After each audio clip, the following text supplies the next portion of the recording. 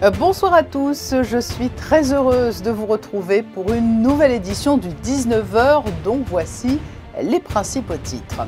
En ce 14 juillet, jour de la fête nationale française, l'ambassadeur de France à Monaco, Laurent Stefanini, sera notre invité.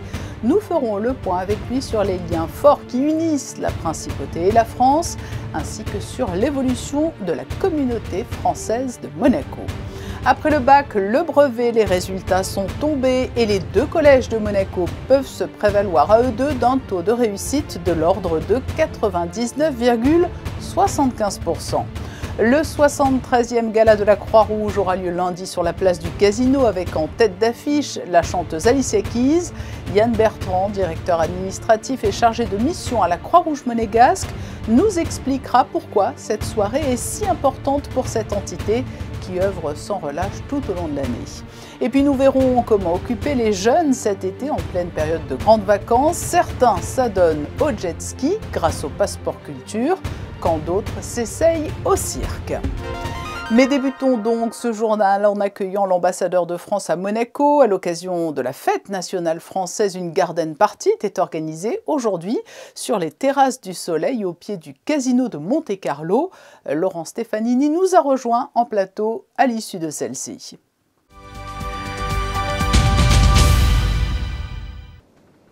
Bonsoir Laurent Stefanini.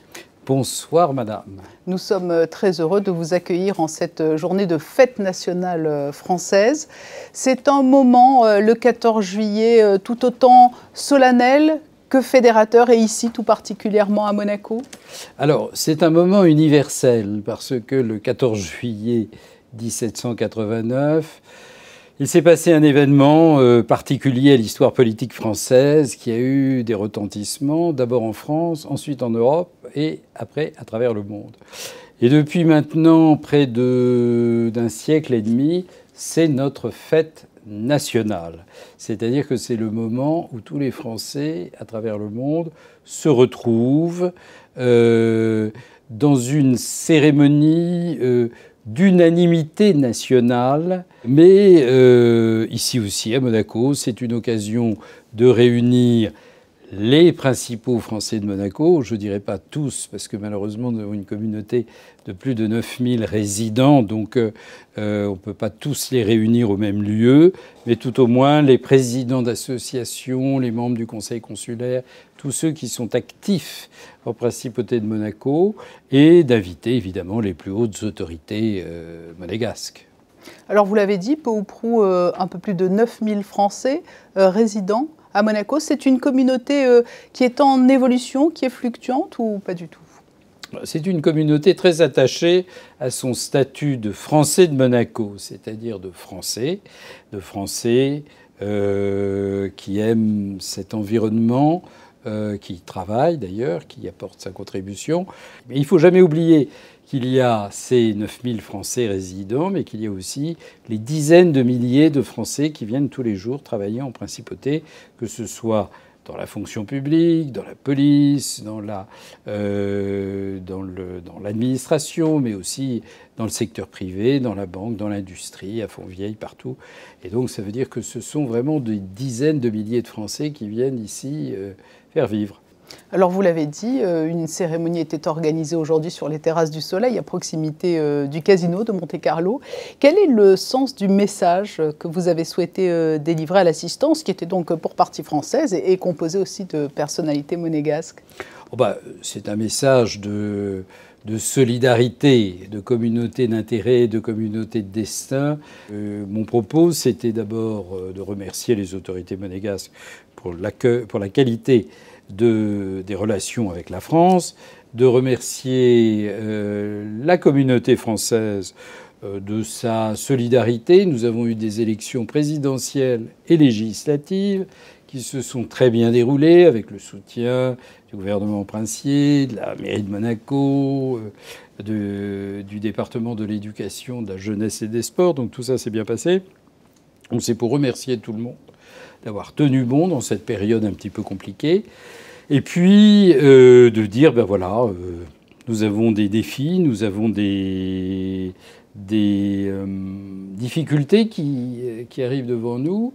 Mais nous nous sommes quand même ici relativement privilégiés parce que nous sommes solidaires et que nous nous tenons les coudes. Donc ça, c'est important. Donc ça, c'est ce que j'ai voulu rappeler. J'ai voulu aussi rappeler qu'il y a quelques jours, nous avons terminé notre semestre de présidence française de l'Union européenne et rappeler aussi un certain nombre d'avancées qui ont été accomplies pendant ces 6 mois de présidence française. Et pour toutes ces raisons, en conclusion, et parce qu'il y a ce destin commun à travers l'histoire, vous plus particulièrement à titre personnel, comment concevez-vous ce rôle d'ambassadeur de France à Monaco, qui n'est pas tout à fait comme tous les autres ambassadeurs de Monaco? Alors, c'est un rôle de facilitateur, c'est-à-dire que nous sommes là au service des intérêts français, mais qui sont tellement imbriqués, tellement proches des intérêts monégasques, que très souvent, nous sommes aussi, qu'il s'agisse de crise sanitaire, qu'il s'agisse de circulation des personnes, de visas, au service de la communauté monégasque. Et quand je dis la communauté monégasque, ce n'est pas seulement ceux qui sont de nationalité monégasque, mais également ceux qui sont résidents, y compris résidents de pays tiers, qui ne sont ni monégasques ni français, mais qui vivent, travaillent, enrichissent la principauté. Merci, monsieur l'ambassadeur. Merci à vous. Ils sont à la fête, eux aussi, les collégiens de Monaco. Les résultats du brevet ont été officiellement rendus publics et à Monaco, le taux de réussite total frôle les 100%. Il s'établit très précisément à 99,75%. 100% de réussite pour le collège François d'Assise Nicolas Barré qui présentait 118 candidats et 99,65% pour le collège Charles III et ses 287 candidats.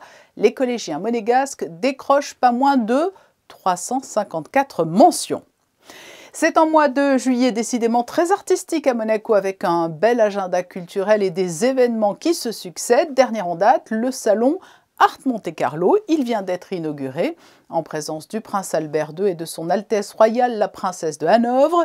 Il rassemble au Grimaldi Forum une trentaine de galeries internationales et met à l'honneur l'art contemporain et le design. Nous y reviendrons plus largement demain à 19 h.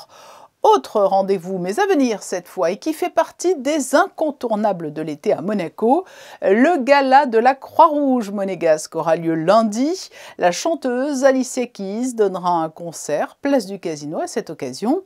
Cette soirée permet chaque année de non seulement collecter des fonds, mais aussi de mettre en lumière le travail quotidien de la Croix-Rouge monégasque, ses permanents, les bénévoles au service des plus vulnérables.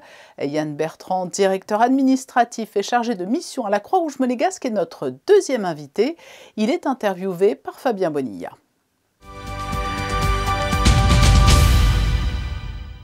Yann Bertrand, bonsoir. Bonsoir Fabien. Nous sommes à quelques jours du grand rendez-vous de la Croix-Rouge monégasque, ce lundi, place du Casino, avec Alicia Keys sur scène. Parlez-nous de cette soirée.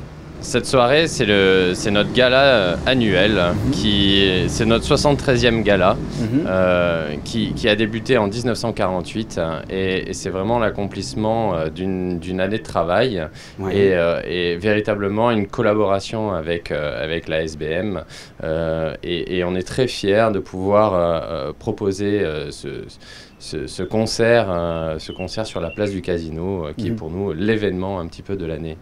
Alors, de la salle des étoiles, vous êtes passé depuis 2021 à la place du Casino, au cœur de Monte-Carlo. Donc, qu'est-ce que ça change ? Ça change déjà en termes d'organisation. Ouais. Il est vrai qu'on a essayé de changer un petit peu le modèle et de proposer quelque chose de nouveau. Et ce concert en plein air a été une proposition qui a été faite par la SBM et en accord avec notre comité exécutif, qui a permis de se réinventer un petit peu et de proposer quelque chose de nouveau à nos donateurs et à toutes les personnes qui nous aident à faire ce spectacle vraiment qui est fabuleux. Oui. Vous attendez combien de personnes et est-ce qu'il y a encore des places disponibles ?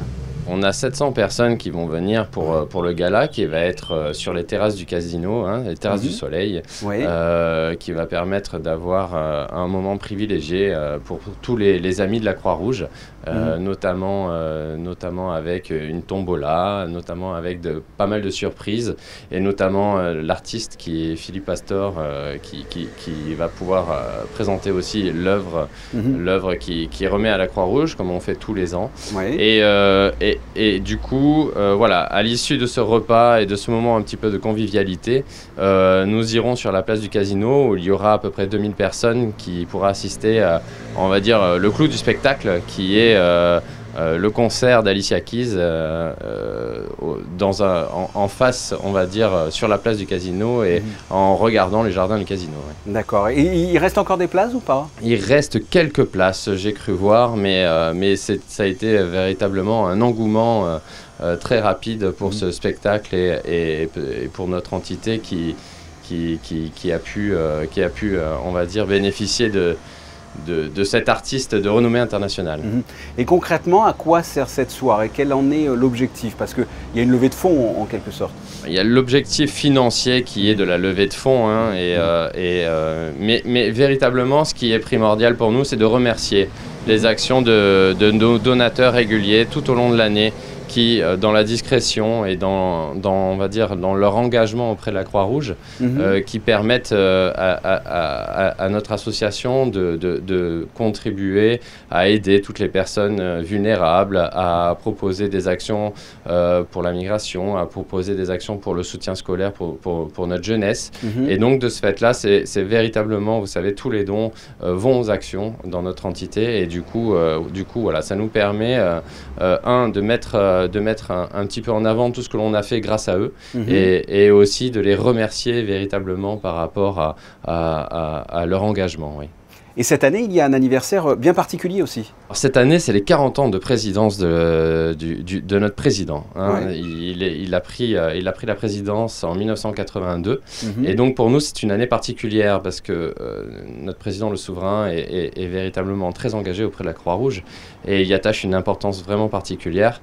Et on est ravis de pouvoir célébrer cet engagement et il y aura évidemment deux, trois petites surprises, notamment là, on a un timbre qui est sorti et on a pas mal de choses tout au long de l'année qui vont pouvoir célébrer cet anniversaire. Peut-on d'ailleurs rappeler les actions que vous menez tout au long de l'année, des actions sur le sol monégasque, mais aussi à l'international?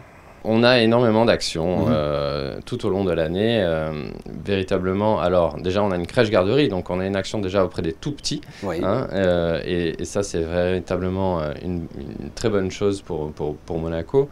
Mais on a aussi des actions auprès de la jeunesse, auprès de notre qui intervient dans les écoles. On a fait dernièrement une sensibilisation diverses et variées sur des thématiques particulière. Après, on a l'action sociale. On aide véritablement tout le bassin ici, que ce soit Monaco ou même les communes limitrophes pour les personnes qui sont un petit peu en difficulté. On a une grande action dans toutes les maisons de retraite et ça, c'est peut-être pas toujours connu, mais on est présent toutes les semaines dans les maisons de retraite pour faire des animations, des activités, créer du lien et que ce soit les personnes, les bénévoles de notre Croix-Rouge.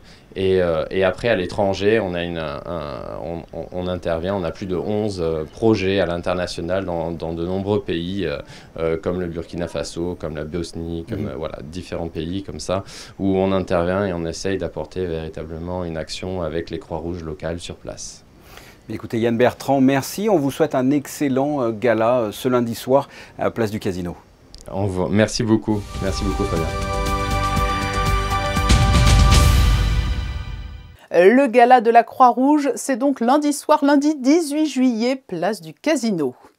En mot de sport, avec le voile qui a été levé sur le début de la saison d'Euroleague de basket, les premiers matchs se joueront les 6 et 7 octobre prochains. Et pour cette entrée en matière, la Roca Team se déplacera à Bologne le 7 octobre, une belle affiche entre les deux derniers vainqueurs de l'Eurocup. Le sport qui permet aux jeunes monégasques de se dépenser tout au long de l'été et de s'occuper sainement. Grâce au passeport culture, ils se voient proposer toute une série d'activités dont nous vous avons déjà présenté une grande partie. Place aujourd'hui au jet ski au port de Fontvieille où se trouve le Roca Jet Club et où se sont rendus Dorine Jarnias et Lionel Bernardi. Dès leur arrivée, les jeunes de Monaco sont dans le bain. Briefing de sécurité et équipement sont obligatoires avant de monter sur le jet ski. Encadrés par des moniteurs diplômés, les jeunes partent en groupe de 2 ou 3 pour des séances de 20 minutes en mer. Le but, c'est pas de leur faire un tour de manège, c'est vraiment de les initier tout d'abord à la sécurité, parce que le plus important, c'est la sécurité. L'idée, c'est de leur faire comprendre qu'on n'est pas des bandits, on n'est pas les voyous de la mer, au contraire, on est respectueux et de l'environnement et des autres pratiquants pour que la pratique reste harmonieuse pour tout le monde. Et c'est unanime, tous les jeunes repartent avec le sourire. Et voilà, une merveille! C'était incroyable, c'était une expérience comme jamais. Les sensations, il y a de l'adrénaline, c'est vraiment très amusant et j'ai pris beaucoup de plaisir. C'était exceptionnel, honnêtement, la sensation quand on avance sur les vagues ici, c'était magnifique, honnêtement. Et avoir la possibilité de faire ça à Monaco, c'est génial, moi, je trouve. Le Roca Jet Club participe au passeport culture depuis le lancement en 1995. Pour eux, c'est l'occasion d'initier des jeunes. C'est pour nous le seul moyen d'accéder aux jeunes et aux scolaires, parce que vous avez vu qu'il faut un moniteur quasiment par adolescent. Donc le passeport nous donne cette opportunité. Une activité jet ski qui n'est pas terminée. Des séances sont organisées tous les mercredis jusqu'à la fin de l'été pour les jeunes de Monaco de 12 à 25 ans qui bénéficient du passeport culture. Ces sportifs aussi, cela demande un sens artistique, mais une belle condition physique également. Pendant 3 semaines, l'école de cirque de Tourette-le-Vins s'est installée sous le chapiteau de Fontvieille, qui abrite chaque année en janvier les exploits des plus grands circassiens actuels. Et tout comme pour le jet ski, cela permet aux plus jeunes de s'initier à cette discipline. Voyez ce reportage de Dorine Jarnias et Lionel Bernardi. Jonglage, acrobatie, théâtre, trampoline ou trapèze, les enfants qui participent aux stages de cirque sont initiés à toutes les activités. C'est la première fois que des stages aussi longs sont organisés sous le chapiteau et à cette occasion, c'est l'école du cirque de Tourette-le-Vins qui a été invitée pour tout organiser. Monsieur Pils nous a invités à une opportunité formidable de se mettre sous le chapiteau du festival. Donc pour nous c'est formidable parce qu'il y a beaucoup de place et en plus c'est tellement prestigieux, donc on essaye d'expliquer aux enfants que c'est quand même unique. Les enfants sont bien accompagnés, ils sont répartis en groupes suivant leur âge et il y a toujours au minimum 2 encadrants par activité. Mais l'objectif est aussi de les laisser apprendre par eux-mêmes. Il faut toujours considérer l'enfant comme une personne à part entière. Ça passe par du respect et de la compréhension. Ce n'est pas parce qu'il n'y arrive pas qu'il n'y arrivera jamais. Au contraire, apprendre l'échec en cirque, c'est normal. Faire tomber une balle, ça arrive des centaines de fois avant de savoir jongler. C'est toujours apprendre à tomber et se relever. Le but du stage, initier les enfants afin qu'ils puissent découvrir et si ça leur plaît, pourquoi pas continuer. Il faut tout faire pour que les jeunes qui ont envie de faire du cirque, au moins de vouloir apprendre quelque chose au sujet des disciplines de cirque, pour leur offrir un espace. Et comme en été, en juillet, là maintenant, on a pu libérer le chapiteau pendant une période de 3 semaines. Pourquoi ne pas les inviter pour faire les stages ici sous le chapiteau qui est à disposition, qui est grand, qui a tous les éléments qu'il faut. Une semaine de stage qui se terminera par un petit spectacle où les parents pourront observer les évolutions de leurs enfants. Et pour ceux qui ne se sont pas encore inscrits, il reste encore 2 semaines d'apprentissage jusqu'à la fin du mois de juillet. Nous évoquions au début de ce journal le 14 juillet pour célébrer avec un tout petit peu d'avance la fête nationale française. La Note Bleue a offert mercredi soir à ses habitués un concert de jazz avec la chanteuse américaine Erika Papillon-Posé, qui est de formation classique, mais a néanmoins le jazz dans son ADN. Christina Thomel et Olivier Bonello l'ont rencontrée quelques heures avant son entrée en scène. Bonsoir. Je m'appelle Erika Papillon-Posé from Atlanta, Georgia. La musique a toujours fait partie de sa vie. Ayant vécu son enfance à la Nouvelle-Orléans, berceau du jazz, et ayant suivi une formation classique, Erika Papillon-Posé se définit entre feu et glace, le jazz et la musique classique servant sa personnalité. I have many influences, of course, but I think my primary influences are Sarah Vaughan, Nancy Wilson, yes. And my music is, I am classically trained and jazz trained, though I'm from Louisiana, so I have Creole in me, jazz, blues, but in university I study classical music as an opera singer. So I also love some of my favorite composers, Ravel, Poulenc, Debussy, and it's all jazz influenced to me. I still hear jazz very much. Jazz influenced classical, classical influenced jazz. So it's a family. Une belle histoire qui a débuté il y a quelques années en France. C'est lors du Nice Jazz Festival en 2017 qu'Erika Papillon-Posé croise le chemin du groupe Spiral Trio. Depuis 1 an, ils parcourent ensemble les festivals en France. Ils ont participé l'an passé à un premier festival européen et ils effectueront cette année une tournée estivale dans la région du Sud. Et c'est à la Note Bleue, en Principauté de Monaco, qu'a débuté cette tournée. Les conditions météo sont particulièrement clémentes et estivales depuis plusieurs jours maintenant. Est-ce que cela va durer, Christine Datomel ? Eh bien, demain, Patricia, la journée sera généralement ensoleillée malgré quelques passages nuageux. Il soufflera une légère brise durant l'après-midi. Du côté du thermomètre, 23 degrés pour les minimales et 30 pour les maximales. L'eau de mer sera à 27 degrés. Le soleil se lèvera à 6 h et se couchera à 21h12. Demain, nous fêterons les Donald. Merci Christinda, c'est la fin de ce journal. Je vous donne rendez-vous demain à 19 h pour une nouvelle édition. Et pour nous quitter, les photos du jour, signées Michael Alési, sont consacrées au stage de cirque organisé sous le chapiteau de Fontvieille à l'occasion des grandes vacances d'été.